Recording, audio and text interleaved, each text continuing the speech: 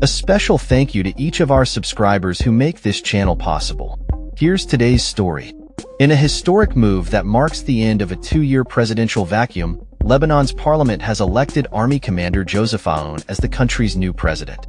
The election, which took place after 13 attempts by a deeply divided assembly, saw Aoun secure 99 votes out of a possible 128. His election has sparked renewed hope for stability in Lebanon and confidence that the ceasefire with Israel will hold. Aoun's candidacy was supported by key international players including Saudi Arabia, France, and the United States, all of whom have maintained good relations with him during his tenure as head of Lebanon's armed forces.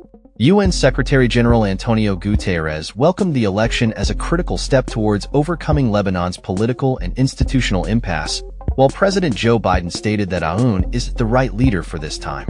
The new president's primary challenge will be to reassert the authority of the Lebanese army, particularly in southern Lebanon, where control has been contested for decades by various armed groups, notably Hezbollah and the Palestine Liberation Organization. In his address before Parliament following his election, Aoun emphasized the state's right to monopolize the carrying of weapons, asserting the army's responsibility to secure Lebanon's borders. This mandate is particularly critical given that armed groups in Lebanon were expected to disarm under a UN resolution from 2004, a stipulation that Hezbollah has circumvented by claiming it is the only force capable of defending the country from Israel. The Lebanese army has historically struggled with authority, but the recent ceasefire agreement requires its deployment in southern Lebanon while Hezbollah is expected to withdraw, a move that many see as a reclamation of state sovereignty. Michel Helou, Secretary-General of the Reformist National Bloc Party, highlighted the dual priorities facing Aoun: ensuring the ceasefire remains intact and addressing Hezbollah's armament.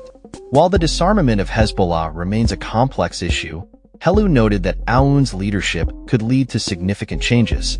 The presence of a president is seen as vital for the ongoing implementation of the ceasefire agreement, especially in light of recent reports suggesting that Israel might extend its presence in southern Lebanon beyond the stipulated 60-day withdrawal period. For over 2 decades, Hezbollah has dominated Lebanese politics, placing its members in crucial cabinet positions and controlling key ministries. However, the group has suffered significant losses in recent conflicts with Israel, including the deaths of its Secretary-General and many senior leaders. Additionally, the loss of Syrian President Bashar al-Assad, a key ally who facilitated Iranian arms transfers to Hezbollah, has further weakened the organization. Hillel Khashan, a political analyst at the American University of Beirut, stated that Hezbollah's influence has diminished compared to 2 years ago and expressed optimism that the Lebanese army could confront the group, provided both sides are not interested in direct conflict.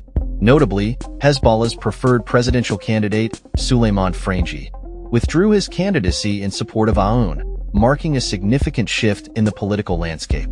The prolonged inability of Hezbollah and rival opposition blocs to reach a consensus resulted in a 2-year deadlock in filling the presidential vacancy.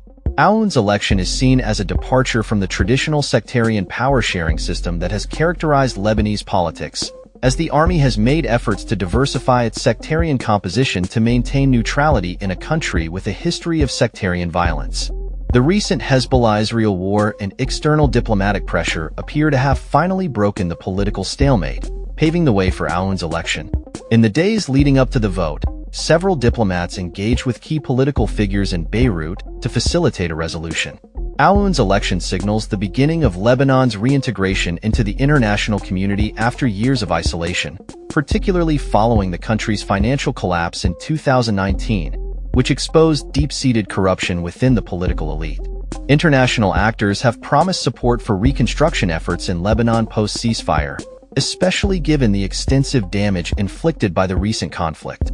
However, Aoun's presidency is just the first step in addressing the myriad economic and political crises that have plagued Lebanon since 2019.